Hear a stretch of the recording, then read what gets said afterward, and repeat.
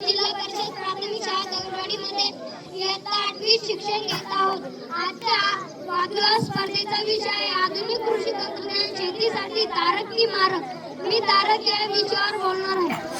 नमस्कार, माझे नाव शिवानी साहेबराव पांडे. मी जिल्हा परिषद उच्च प्राथमिक शाळा इयत्ता 7वीत शिक्षण घेत आहे. मी मारक या विषयावर बोलणार आहे.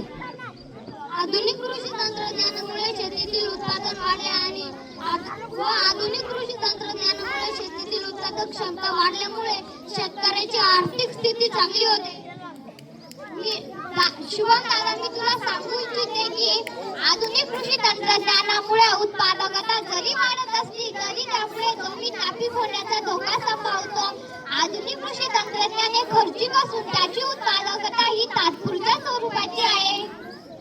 आधुनिक कृषी तंत्रज्ञानामुळे वेळेची बचत होते आणि श्रमाची बचत होते आणि आधुनिक कृषी तंत्रज्ञानामुळे विस्तृत शेती केली जाते. म्हणजे ज्याच्याकडे जास्त शेती असल्याने तो पशुधनाने शेती न करता यंत्राने शेती करतो.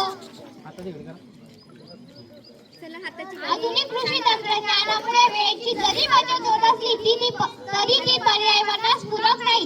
या तंत्रज्ञानामुळे रासायनिक औषधांमुळे मानवी जीवितास धोका पोहोचतो. व्यापारी पिके मोठ्या प्रमाणात खरेदी करून देशाची निर्यात मोठ्या प्रमाणात करता येते आणि रासायनिक बियांमुळे शेतकऱ्याला समृद्धता लाभली. व्यापारी पिकांकडे लक्ष दिले गेल्यामुळे अनावश्यक पिकांकडे दुर्लक्ष झाले व रासायनिक बियांचा वापर केल्यामुळे अन्नाची पौष्टिकता कमी झाली. आधुनिक कृषी तंत्रज्ञानामुळे कीटकनाशकांचा वापर केल्यामुळे शेतीतील फळबाग भाजीपाला यांना कीड लागत नाही. याउलट ते टवटवीत दिसतात. आधुनिक कृषी तंत्रज्ञान हे मानवी जीवनात अत्यंत घातक आहे. या कृषी तंत्रज्ञानामुळे अनेक कॅन्सर सारखे आजार सुरू झाले. उदाहरणार्थ पंजाबमध्ये आधुनिक कृषी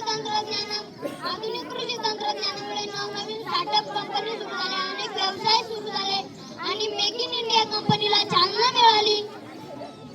आधुनिक कृषी तंत्रज्ञानामुळे रोजगार कमी झाला. मशीनमुळे माणसे कमी लागू लागली, त्यामुळे उपासमारीची वेळ आली. आधुनिक कृषी तंत्रज्ञानाच्या नवनवीन वापरामध्ये खतांचा वापर केल्यामुळे शेतकऱ्याला भरघोस धान्य निघू लागले. आधुनिक कृषी तंत्रज्ञान वापरल्यामुळे रासायनिक खतांना अवाजवी महत्त्व प्राप्त झाले, त्यामुळे जमिनी नापीक होऊ लागली. आधुनिक कृषी तंत्रज्ञानामुळे जास्त शेतीवर ड्रोनद्वारे फवारणी करणे शक्य झाले.